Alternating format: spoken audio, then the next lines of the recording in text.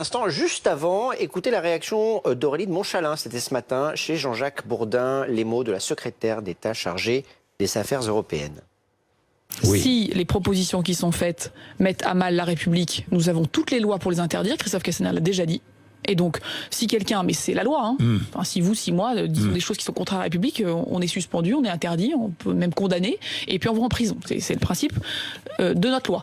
Ensuite, sur le plan politique, la bataille, elle n'est pas juridique, elle est politique.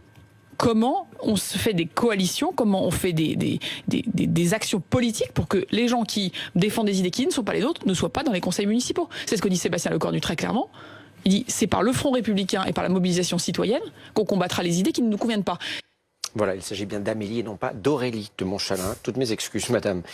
Bonjour Najib Azeri, vous êtes le fondateur de l'Union des démocrates musulmans de France. Est-ce que vous considérez que votre liste est communautaire ? Alors déjà, le mouvement s'appelle l'Union des démocrates musulmans français.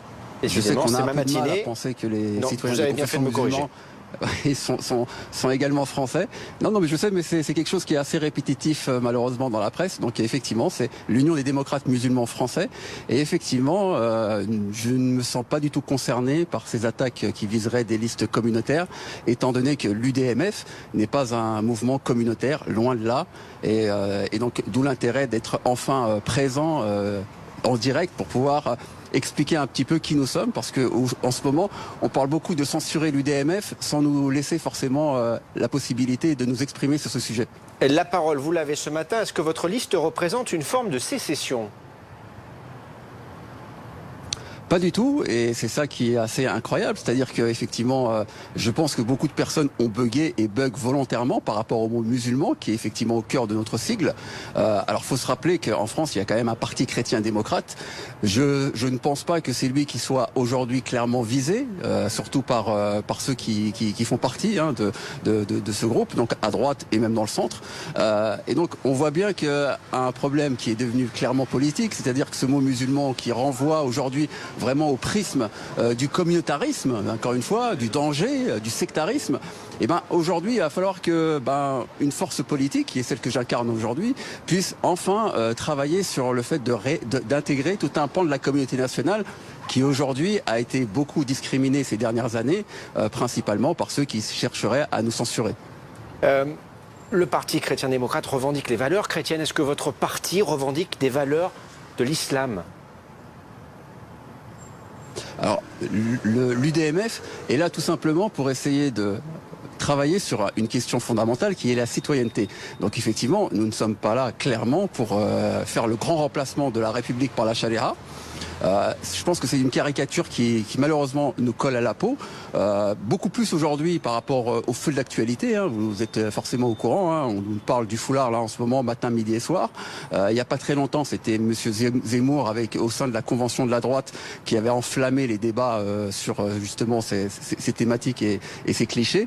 Et donc il est enfin temps que des citoyens de confession musulmane, qui sont également des citoyens français à part entière et non pas des citoyens à part, puissent également prendre la parole et s'exprimer sur ce sujet crucial. Et donc, à ce titre-là, l'UDMF n'est pas là pour vouloir instaurer des prescriptions religieuses dans la sphère publique.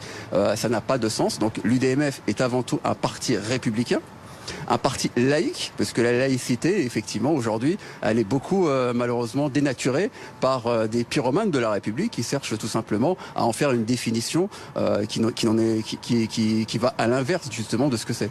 Mais les électeurs de confession musulmane, ils peuvent déjà exprimer leur point de vue politique. Vous dites vouloir rassembler les musulmans, mais justement, est-ce que ce n'est pas rassembler une communauté quand on dit cela ? J'ai pas dit ça, Alors justement, j'ai pas dit que l'UDMF avait pour but de rassembler exclusivement les musulmans. Ça, c'est vous qui le dites, et je sais que c'est un peu le procès qu'on nous fait. Non, l'UDMF, effectivement, s'inscrit justement dans une démarche républicaine, à savoir de réunir l'ensemble des citoyens français. Donc c'est pour ça que le pacte républicain, c'est vraiment l'UDMF aujourd'hui qui est en front là-dessus.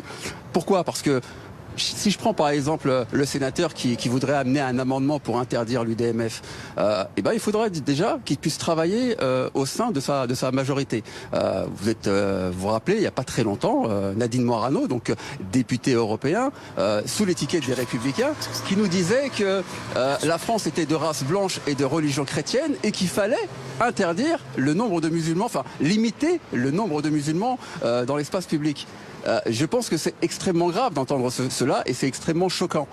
L'UDMF, nous avons pour but justement de bâtir des passerelles là où justement on a des pyromanes de la République. Ils ont ces dernières années essayé d'ériger des murs justement et c'est tout à fait l'envers de du projet que nous essayons nous de monter. Mais justement, Najib Azergui, quand on monte un parti comme le vôtre ou une liste comme la vôtre, est-ce que ce n'est pas non plus ériger des murs que d'utiliser cet intitulé, l'Union des démocrates musulmans français? Est-ce que c'est pas non plus ça, en partie construire des murs et fermer votre parti en quelque sorte à ceux qui ne seraient pas musulmans, même si dans les faits vous dites évidemment tout le monde est les bienvenus, tout le monde est le bienvenu? Alors, vous soulevez une question qui est extrêmement importante et je vous remercie puisque c'est l'occasion pour moi de clarifier beaucoup de choses qui se sont dites ces dernières semaines. En tous les cas, vous l'avez malheureusement constaté, c'est que le musulman aujourd'hui occupe une place centrale dans la vie politique de notre pays. Et on le voit, les musulmans sont servis en pâture à chaque élection dans notre pays. Et c'est une stratégie tout simplement qui consiste à éviter de parler des vraies préoccupations qui concernent là pour le coup l'ensemble du peuple de France sur des thématiques dans lesquelles on est tous à égalité. Je pense par exemple à l'école de la République, je pense par exemple à la sécurité, je pense à la compétitivité, à la fiscalité, tous ces sujets-là, même à la retraite et les acquis sociaux qui sont en train de se détruire dans notre pays. Et au lieu de travailler sur ces vraies questions dans lesquelles, qu'on soit musulman ou pas, on est tous concernés par ces thématiques-là, et on nous sort à chaque fois l'islam, les musulmans à chaque rendez-vous majeur. Et donc, force est de constater que le musulman est devenu un problème politique. Et nous, ce qu'on en appelle, c'est justement à désislamiser tous ces débats pour s'occuper de l'essentiel et de ce qui nous concerne tous. Voilà pourquoi le musulman étant devenu un problème politique, nous avons décidé d'y répondre. Comment ? Par une réponse politique également, pour encore une fois essayer de nous centrer sur l'unité nationale et ce discours qui, moi, est vraiment insupportable, de se dire qu'effectivement il y a des citoyens légitimes et des citoyens qui ne le sont pas.